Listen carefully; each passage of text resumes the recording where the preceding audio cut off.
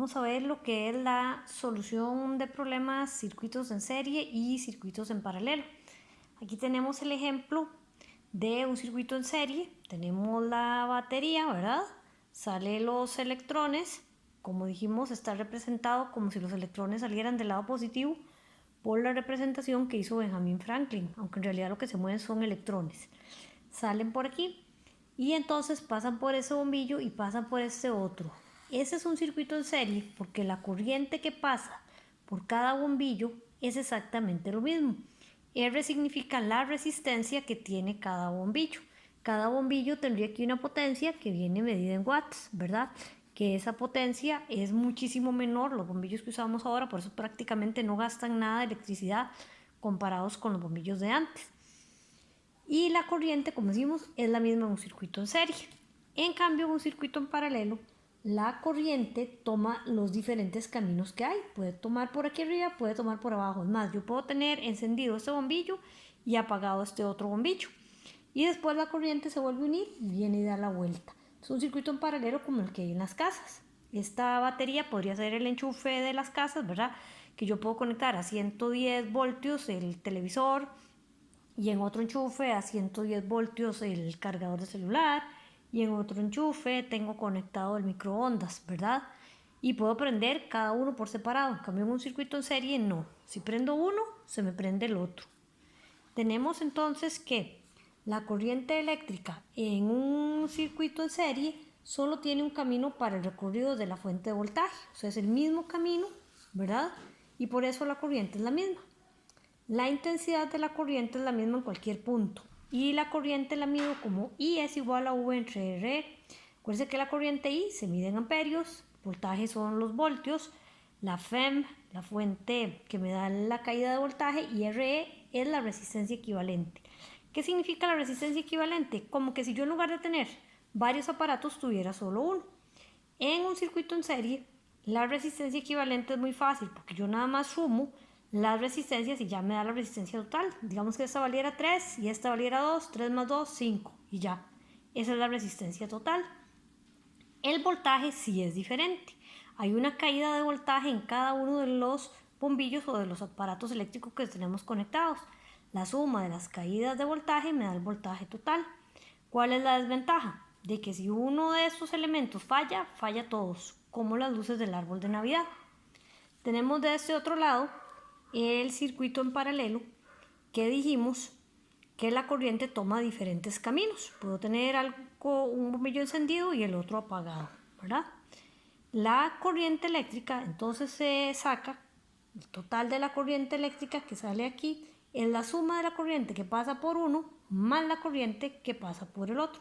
O sea, aquí la corriente no es la misma. Y la resistencia equivalente se saca como el inverso de la suma de las corrientes. Esto parece muy difícil, pero en realidad es muy fácil. Digamos que esta valga 3, sería un tercio más, un cuarto más, un quinto, y digamos que esta también valía un tercio. Entonces la calculadora la suma muy fácil. Antes que lo hacíamos a mano, pues sí, tenía un poquillo más de trabajo. Y al resultado le damos la vuelta. Esta es la resistencia equivalente de un circuito en paralelo.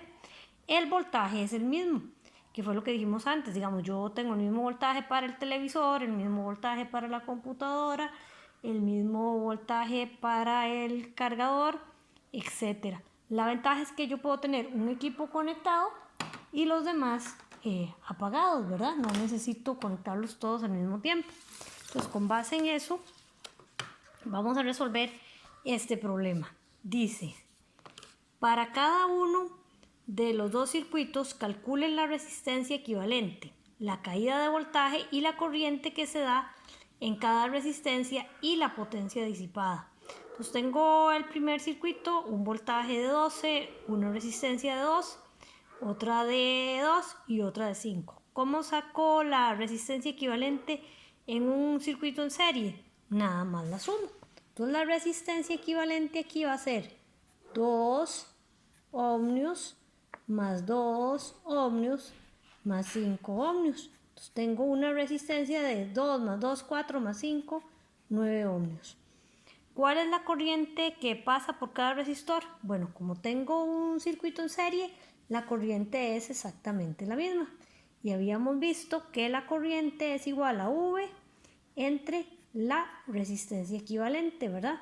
Entonces la corriente va a ser igual a ¿qué voltaje tengo? 12 entre 9, 12 novenos. Esto lo podemos dar en, ¿verdad? 12 dividido entre 9 para que me dé 1,33 en decimales, ¿verdad? Apretando la tecla sistema decimal. 1,33 amperios. La caída de voltaje ya me la dieron y es de 12 voltios.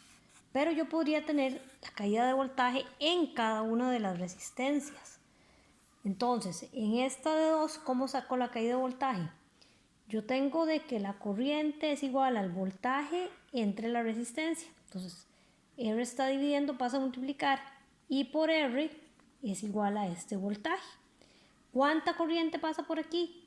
Ah, es la misma corriente, 1,33, porque la corriente no cambia. ¿Cuánto es la resistencia? 2. 1,33 por 2, ¿verdad?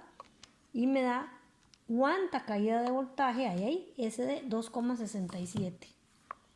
2,67 pasa por la resistencia que vale 2. Esta no lo voy a sacar porque es exactamente la misma, vale 2. O sea, la caída de voltaje va a ser la misma, 2,67. ¿Cuánto va a ser la caída de voltaje para la de 5? V, ¿verdad? Es igual a I por R. Entonces V es igual a ¿cuánto es la corriente? Ah, la corriente es 1,33 porque como es un circuito en serie es la misma corriente. ¿Y cuál es la resistencia? 5. Entonces V va a ser igual a 1,33 por 5, ¿verdad?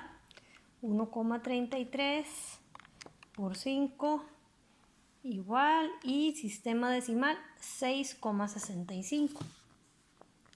Si yo sumo esto, 65, perdón, voltios. Si yo sumo esto, tiene que darme 12 voltios, ¿verdad? Entonces son 6,65 más 2,67 más 2,67 porque habían dos iguales, ¿verdad? Y esto me está dando 11,99, que es por lo de redondeo, o sea, los 12 voltios totales. Y la potencia disipada también. Yo puedo sacar la potencia disipada en cada una de las resistencias. Entonces yo tengo que la potencia es igual a la corriente al cuadrado por la resistencia, ¿verdad? Esa es una de las ecuaciones. Entonces, la potencia disipada en este primero sería la corriente al cuadrado. ¿Cuánto es la corriente? Ah, bueno, como es un circuito en serie, la corriente es la misma para todos. 1,33 al cuadrado.